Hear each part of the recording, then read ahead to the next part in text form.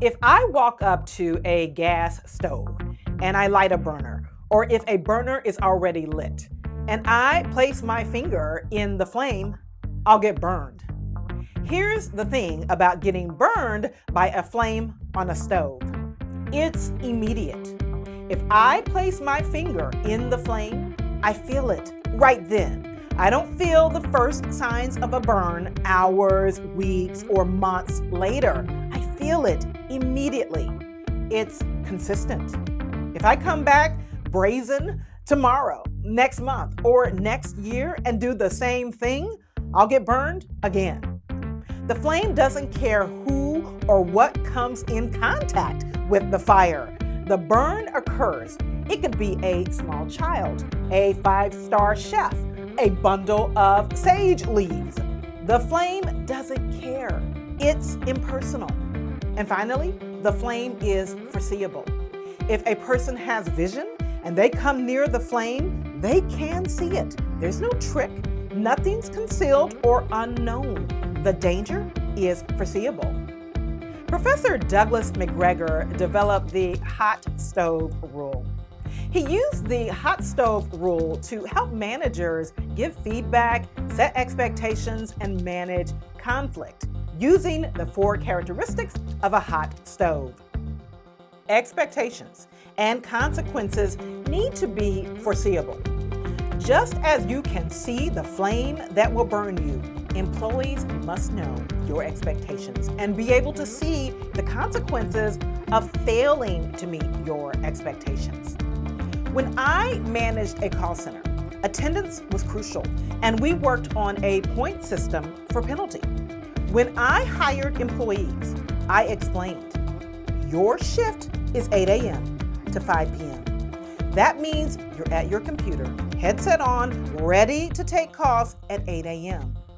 Walking in the door at 8 a.m., putting your things away, going to get coffee, and then getting to your phone at 5 minutes after 8 is considered tardy, and that's unacceptable. All unexcused tardies result in a penalty point. If you reach 6 points in 12 months, disciplinary action, which can include termination, will follow. This approach made expectations and consequences foreseeable.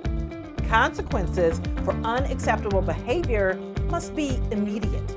If you wait to give an employee constructive feedback days after an incident, weeks later, or months later, you're being unfair to the employee, and you may get pushback. Just as a flame will burn you immediately, you need to give your employees feedback right away.